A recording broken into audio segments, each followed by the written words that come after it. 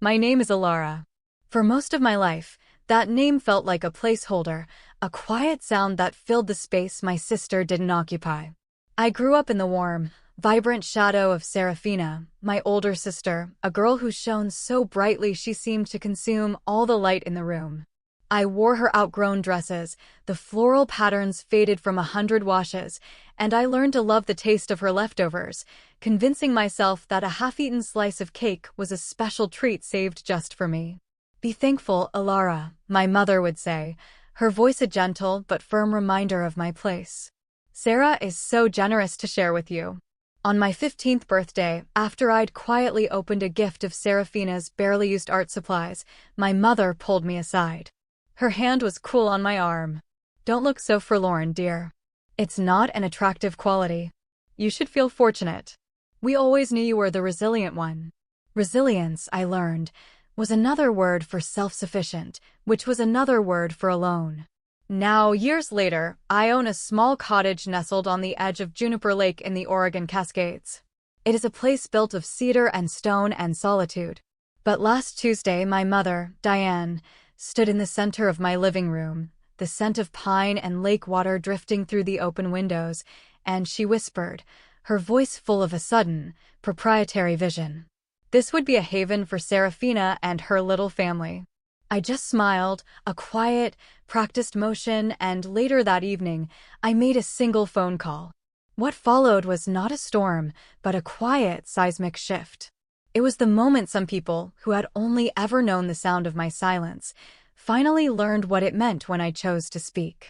The afternoon light, filtered through the towering Douglas firs, slanted across my kitchen, turning the polished soapstone countertops the color of warm honey. I stood at the island, the rhythmic stir of a spoon against ceramic the only sound in the room as I steeped a pot of chamomile tea. My back was to them, but I could feel their presence on the cedar deck just outside the sliding glass doors. My mother, my sister Serafina, and my niece, Lily. I could hear the gentle lapping of the lake against the shore, a sound that had become the heartbeat of my life, but even its steady rhythm couldn't soothe the discordant hum in my mind. This was the first time they had come to see the cottage. Not when I first bought the wild, overgrown plot of land with my meager savings. Not when I spent weekends for 2 years clearing brush and drawing up blueprints, and not when the final cedar plank was nailed into place. A moment I celebrated alone with a thermos of lukewarm coffee as the sun rose over the water.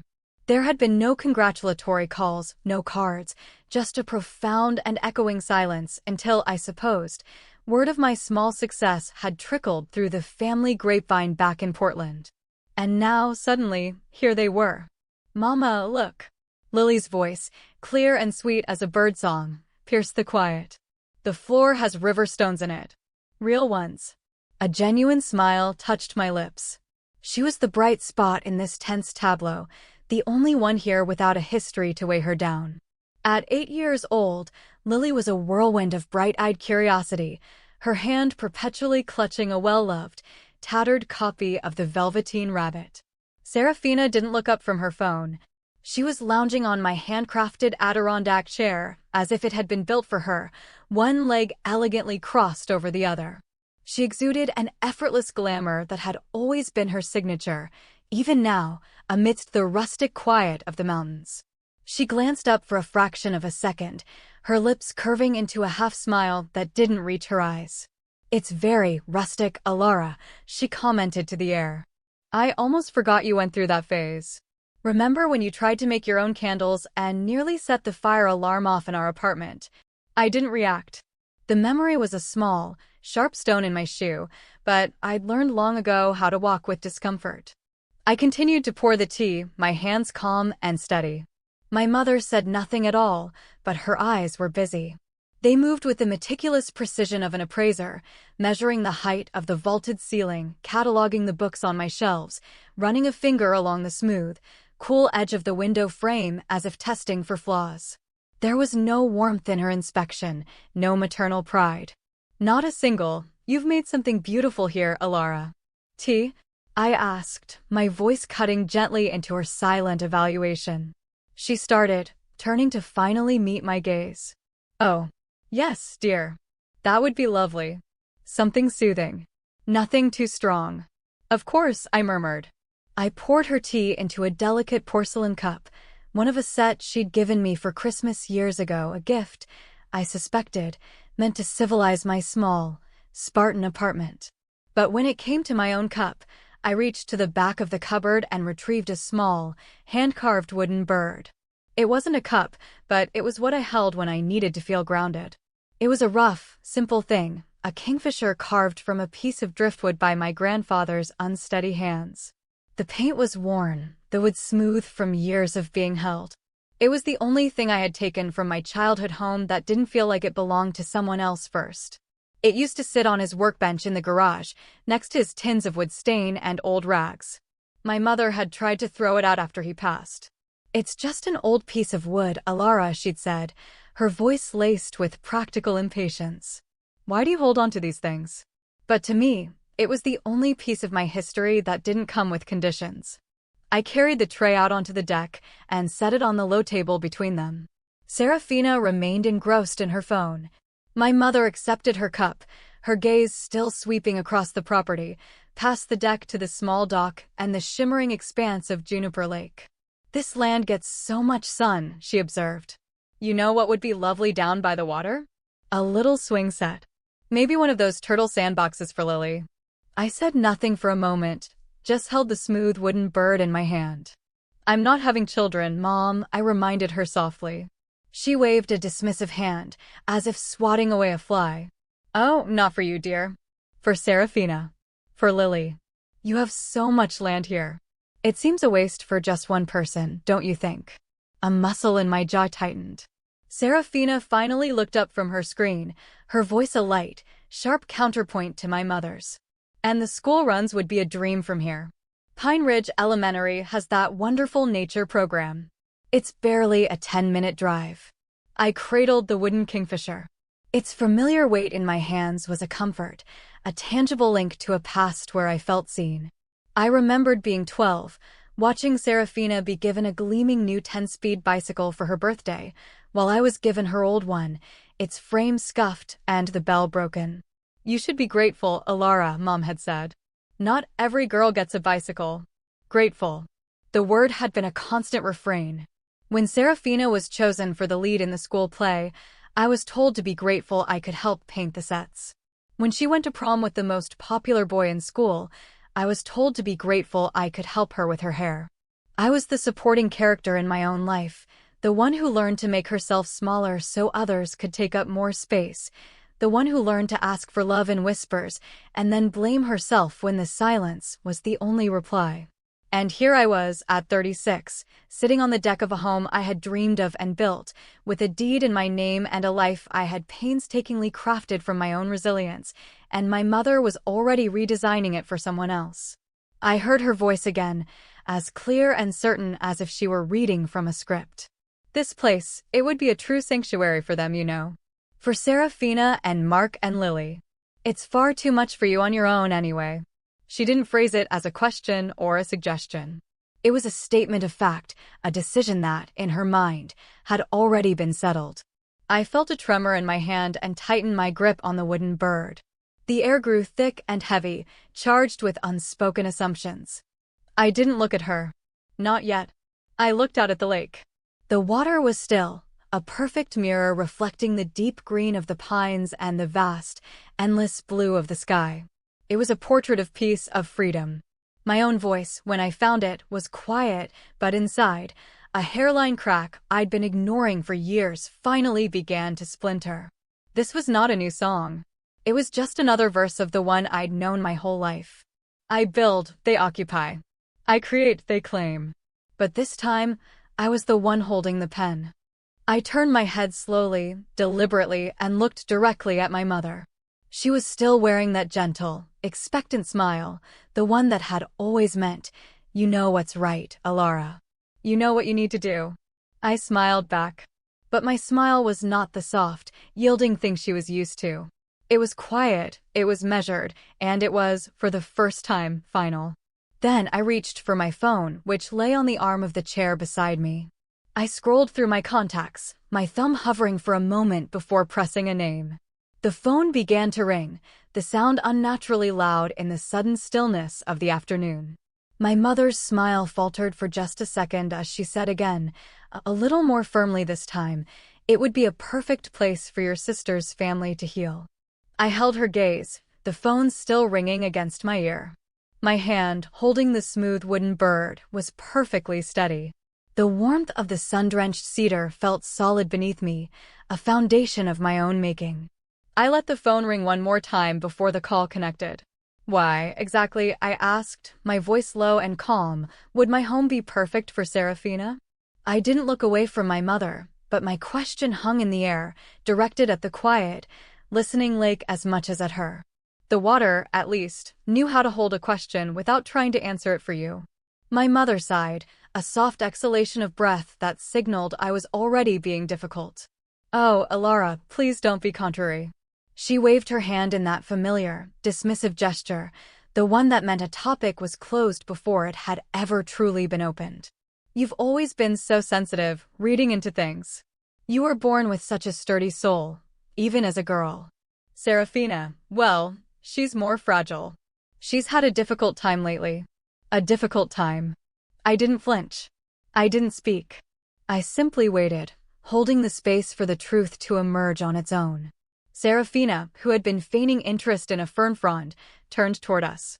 She gave a little shrug, a gesture I'd seen her practice in the mirror as a teenager, one that was meant to look self-deprecating, but was actually a performance of blamelessness. "It's just, some things with the business didn't quite work out." "Don't be so dramatic, darling," my mother interjected smoothly, taking control of the narrative. "It wasn't a failure. It was a market correction. Her husband, Mark, made a few, overly optimistic investments and, well, they had to give up their loft in the Pearl District last month. So there it was. Not presented with shame or regret, but served up on a platter of inevitability, as if it were my natural duty to absorb the consequences of their optimism. We just thought," my mother continued, her voice softening into a tone of gentle reason, "that a few months here in the fresh air would help them get back on their feet. You have all this space, Alara. It's only right." My fingers curled around the wooden kingfisher in my lap. So this visit, the first in 2 years, wasn't about seeing me or my home. It was a reconnaissance mission. It was a gentle, smiling annexation. It was the silent, foregone conclusion that I, the sturdy one, would yield. I leaned forward, my elbows resting on my knees, and looked from my mother to my sister. "You could have told me that when you called to say you were coming." "I didn't want to worry you, dear," my mother said, her expression a mask of maternal concern. "You have your own life, your work. We didn't want to be a burden." "I knew," I said, my voice no more than a whisper, but it landed in the space between us with the weight of a stone. "About the loft." The words hung in the air, heavier than anything else that had been said all afternoon. Serafina's posture stiffened. "How?" "A realtor I know in Portland sent me the listing. She thought I might be interested, since I do landscape design. She had no idea we were sisters." The silence that followed was absolute. Even the birds in the fir trees seemed to pause their chatter. "I didn't tell you," Serafina said finally, her voice tight, "because I didn't want your pity." I raised an eyebrow slightly. "So you sent Mom to ask for my charity instead?" She had no answer for that.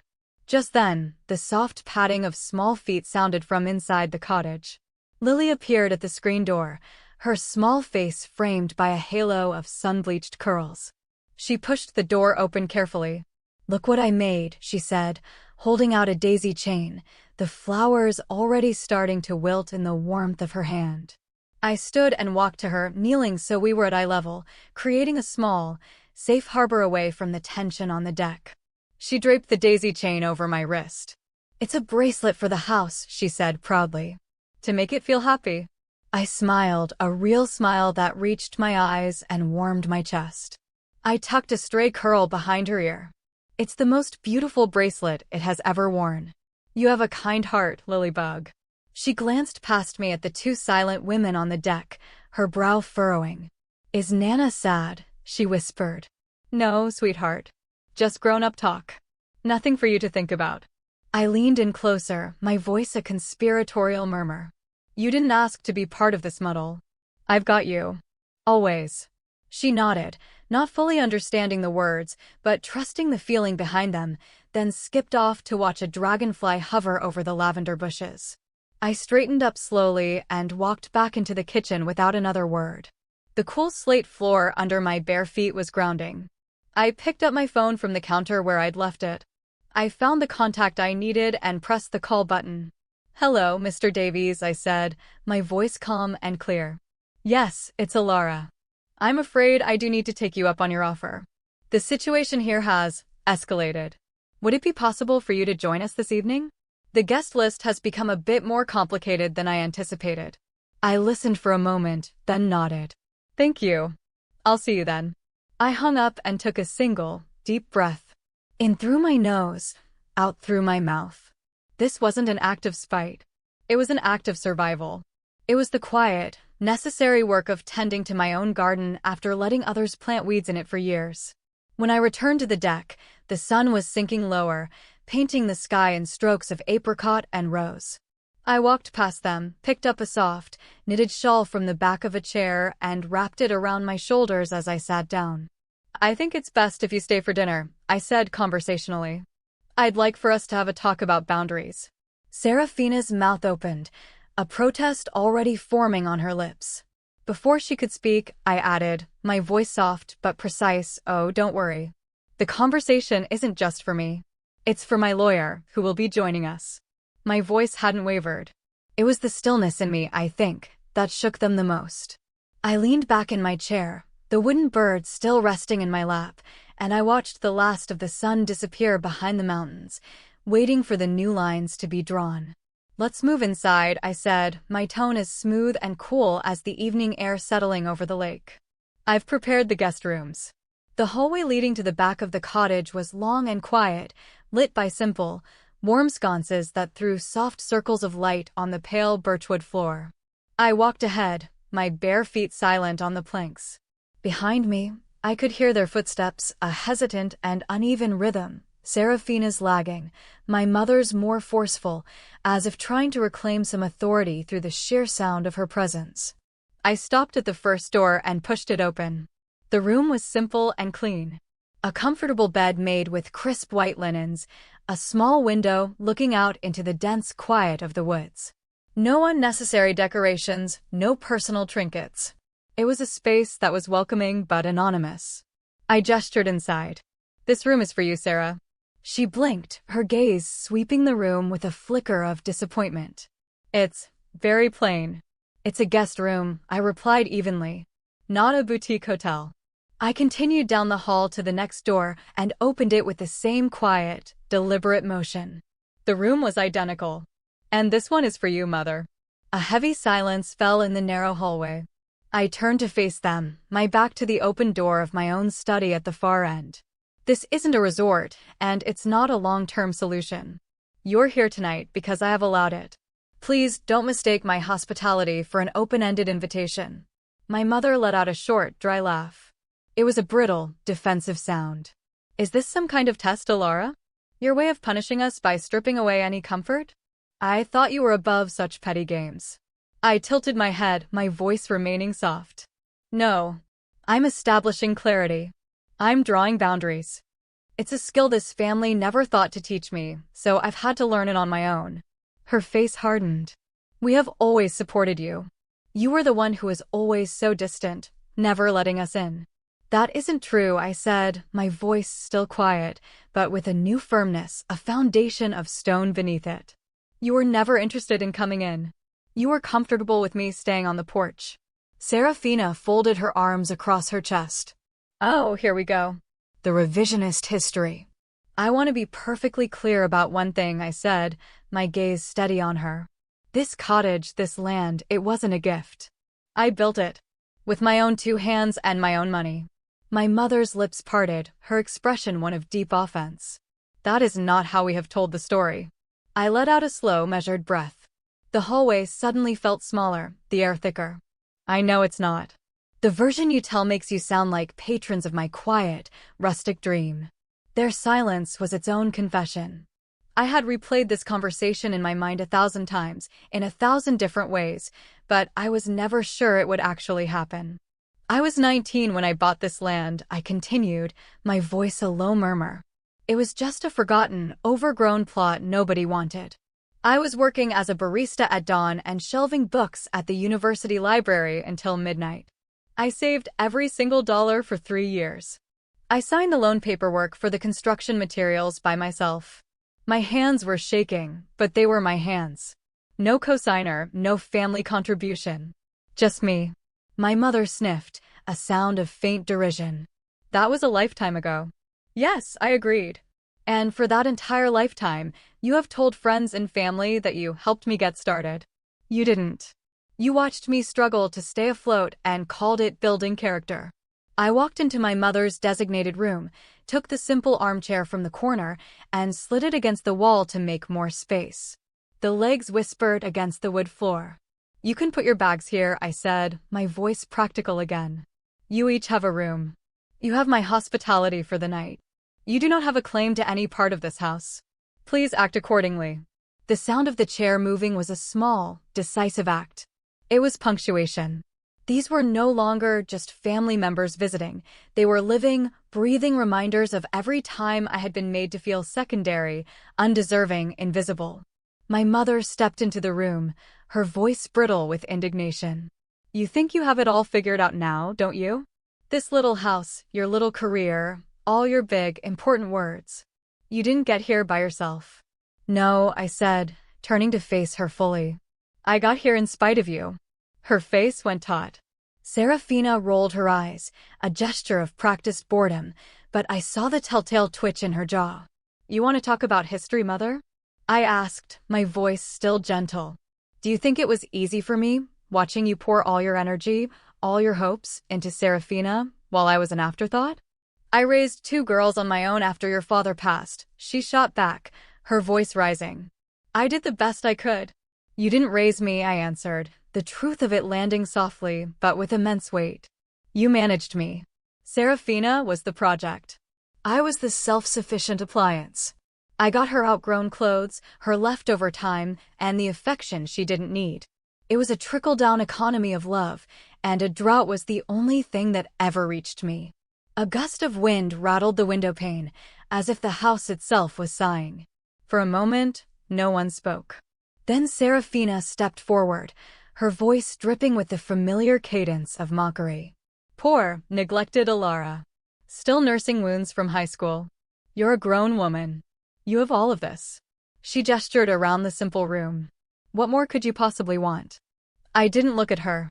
I bent down and smoothed a non-existent wrinkle on the white linen duvet. I don't want more, I said, straightening up. I just want the truth to be enough. Just then, I heard the soft, hesitant patter of little feet. I turned to see Lily standing in the doorway, clutching the wilted daisy chain. Her eyes were wide, taking in the tableau of adult tension. I knelt and held out my hand.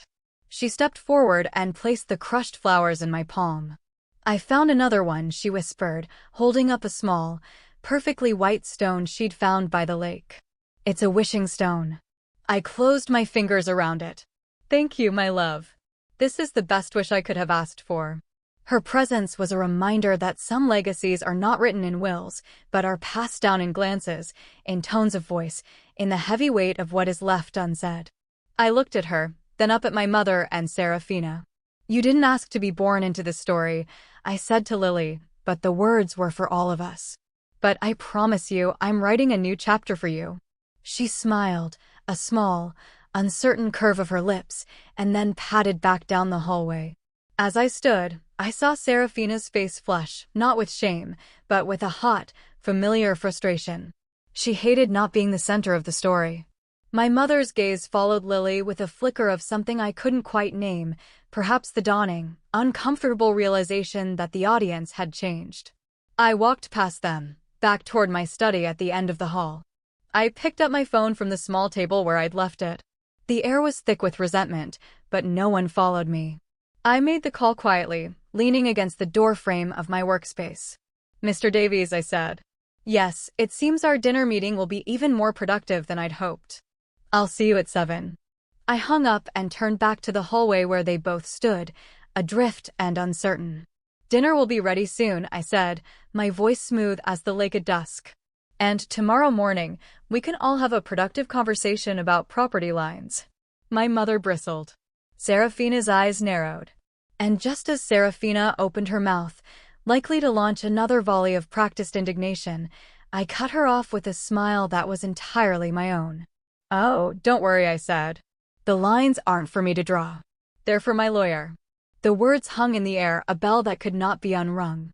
My quiet, resilient world had finally found its voice, and I had a feeling it was a sound they would not soon forget. The silence that followed was a different kind of quiet. It wasn't the peaceful quiet of the lake at dawn, but a tense, brittle silence, stretched thin between the three of us. My lawyer, Mr. Davies, a kind, silver-haired man with eyes that had seen every shade of human drama, had come and gone. He had been impeccably polite, calmly laying out the legal realities of the property deed, the construction loans I had secured and paid off, and the simple, unassailable fact that the cottage and the land it stood on belonged to me, and me alone. He never raised his voice. He didn't need to. The truth, presented in black and white on official letterhead, was volume enough. Now, hours later, the moon cast a path of shimmering silver across the dark water of the lake. My mother sat on the sofa, her hands clasped tightly in her lap, her face a pale, unreadable mask. Serafina paced the length of the living room, her earlier glamour replaced by a restless, caged energy.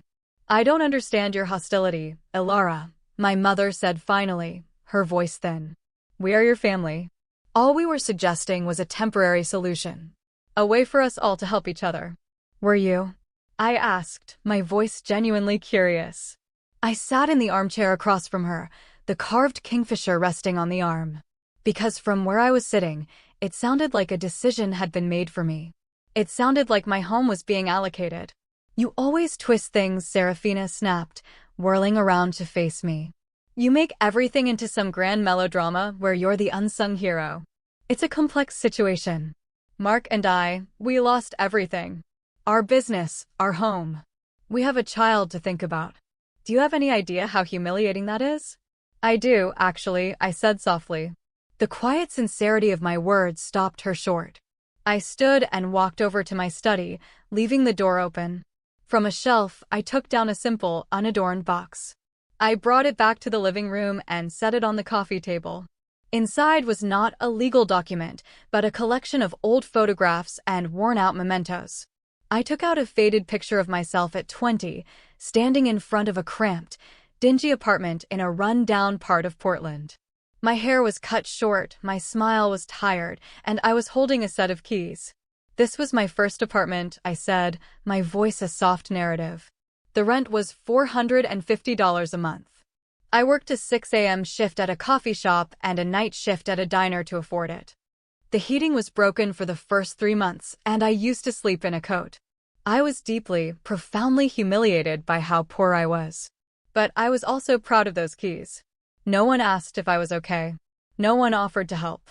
Everyone just assumed I was fine, because I was the resilient one." I looked at my mother. "You called me once that winter, remember? You told me Serafina needed a new winter coat and asked if I could spare $100 to help. I said yes. I ate ramen noodles for a month to make up for it. I don't say that for your pity.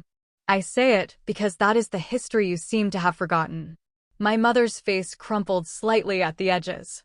I didn't know. "You didn't ask," I corrected her gently. From the box, I pulled out another item, a small, leather-bound journal. It was my father's. He hadn't been a man of many words, but he had kept a journal. After he died, when I was 17, my mother had given me a box of his things, telling me to take what I wanted before she gave the rest to charity. This journal was the only thing I kept. "You're right about one thing, Mother," I said, holding the journal. "I didn't get here entirely alone. But the person who helped me wasn't you." I opened the journal to a page I had bookmarked long ago, a page I had read so many times the ink was starting to fade. His handwriting was a slanted, careful script. I cleared my throat and read aloud. "October 12th. An inheritance came through from mother's estate today. Not much, just a few $1,000s. Diane wants to put it toward a new car. Serafina wants a trip to Europe for her graduation. But I keep thinking of Alara. She moves so quietly through this house, like a ghost afraid of startling the living. She has a light in her, but she's learned to keep it turned down low. Today, I took that money and I bought a small, forgotten plot of land up by Juniper Lake. I won't tell them. It will be Alara's. A place for her to plant her own roots, far away from the shadows of this house. A place where her light won't be measured against anyone else's. A quiet start for my quiet girl. A profound silence filled the room, deeper and more complete than any that had come before. I closed the journal and placed it back on the table. Serafina stared at the journal as if it were a snake. He did that? He went behind our backs. He saw me, I whispered, the words a balm on a wound I hadn't known was still open. He saw me when no one else was looking. My mother finally broke. A single tear traced a path down her cheek. I didn't. I was so caught up in Serafina. She was so bright, so demanding. She needed so much. You never seem to need anything. Everyone needs something, I said, my voice thick with an old, quiet grief. I just learned not to ask for it from you. The fight seemed to drain out of Serafina. She sank onto the edge of the sofa, her earlier fire extinguished, leaving behind only the gray ash of revelation.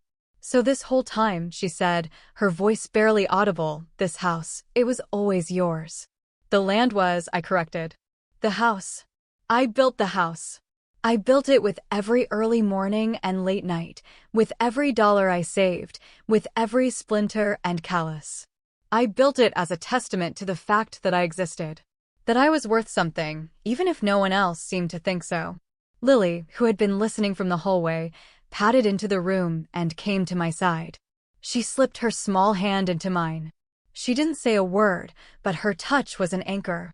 It was the present, steady and real, pulling me from the tide of the past. My mother looked from me to Serafina, and then around the room, at the home I had built, a sanctuary she had been so ready to give away. The walls, which had heard only my quiet footsteps and the sound of the lake, now held the weight of a family's history, finally spoken aloud. The tension had not vanished, but it had transformed. It was no longer a weapon, but a shared, sorrowful space. I looked at my sister, at the beautiful, bright girl who had always outshone me, and for the first time, I saw not a rival, but a woman who was just as lost as I had once been, albeit in a different way. I looked at my mother and saw not a villain, but a woman who had made choices out of her own limitations and fears. It didn't erase the hurt. The scars were still there.